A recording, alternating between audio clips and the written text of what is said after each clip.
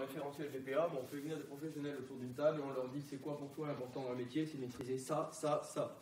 On liste tout dans un référentiel, on le transforme en UC, c'est nos épreuves et à la fin des 2 années, on vous fait passer tout ça. Et si vous êtes bon, c'est que vous êtes bon pour le patron. En cas d'échec à des UC, l'apprenant dispose de 5 ans pour être passé et valider le diplôme. Aucune impasse n'est tolérée pour l'obtention du diplôme.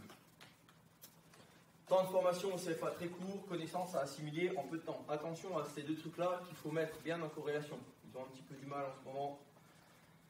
Ah. C'est-à-dire que quand vous êtes peu de temps au CFA, c'est-à-dire que vous êtes beaucoup de temps en entreprise. Et beaucoup de temps en entreprise avec un patron sur le dos, quand vous revenez au CFA, c'est plutôt les vacances.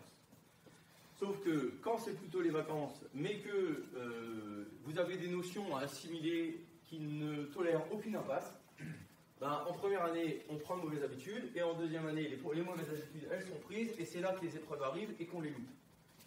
Donc c'est pour ça que c'est pas parce qu'on est sur un petit niveau, et c'est pas parce que vous n'êtes pas souvent là qu'il faut rien faire. Et ça, au contraire, ça nécessite, le système BPA nécessite de l'assiduité et de la régularité dans le travail. C'est vraiment quelque chose. Le principe de aucune impasse, moi je trouve que c'est vachement positif parce que ça incite quand même à un minimum de travail. Donc absolue nécessité d'être attentif, régulier et investi. C'est pas pour autant que je vous demande 3 heures de boulot tous les soirs.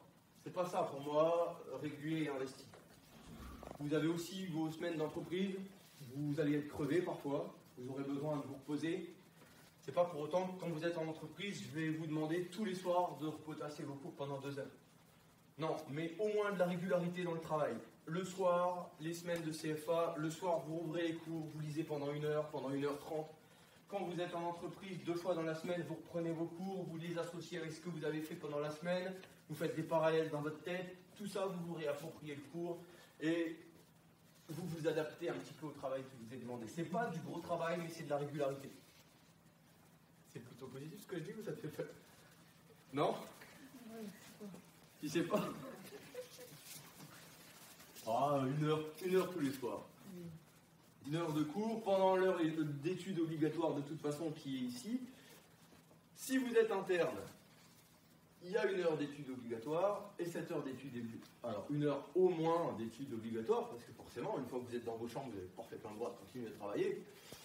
Mais il y a au moins 1 heure d'études obligatoires. Si 7 heures d'études obligatoires, vous la prenez pour relire vos cours, un petit peu travailler les notions, etc., j'ai envie de dire, on n'aura pas forcément besoin de vous en demander beaucoup plus.